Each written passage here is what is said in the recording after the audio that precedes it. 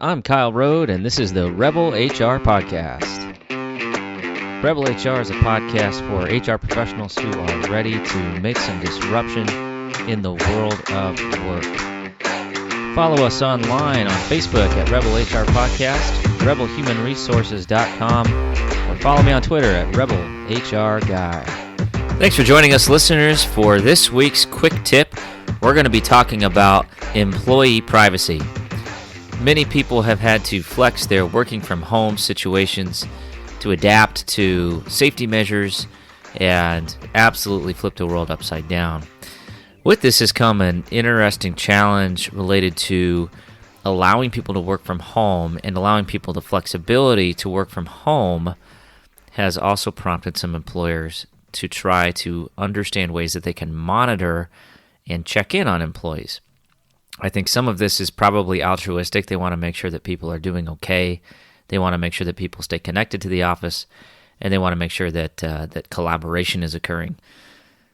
But there is a little bit of a dark side to this, and it relates to employee privacy within their own homes as they're working from home.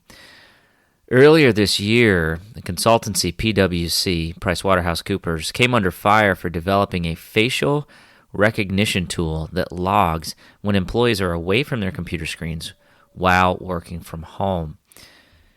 As it relates to the workplace, there's a number of privacy regulations that have come into play, things like GDPR, which is the EU privacy regulations. There's many states in the United States that have come out and said that privacy is a right of an employee, and an employer has a duty to protect employee information. So this is a slippery slope, and employers, I would encourage you to think about a few things if you're thinking about enacting employee tracking measures. The first thing is start to measure results first before you assume that there's a problem. A lot of times, myself included, as I'm dealing with kids and schedules and adjusted schools and a spouse that also works from home, my day doesn't end at 5 o'clock. It usually lasts well into the evening, and a lot of times I'm the most productive between 8 and 10 p.m. after the children are asleep. A lot of employees are going through this right now, so keep that in mind. If you are tracking people on a normal cadence and expecting them to do their work as a part of a normal schedule, the question I would ask is it required to be done that way?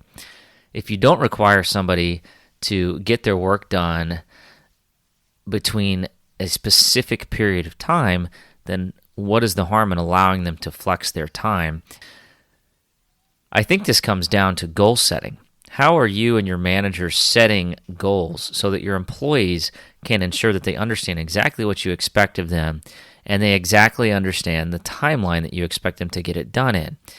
If you manage this process effectively, your productivity should hopefully not diminish, or at least you should be able to measure your productivity effectively, as opposed to having to resort to tracking software and facial recognition and creepy cell phone tracking programs and all those sorts of things.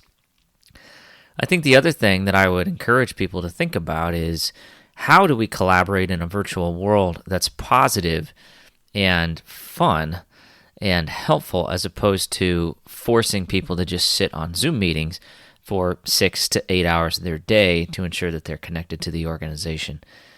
There are many different ways that you can do this. There's many apps within Microsoft Teams and Slack.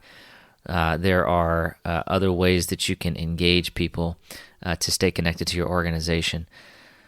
But if you're asking me, do I want to work for the employer that I know has facial recognition tracking software that's going to track every time I sit down at my computer?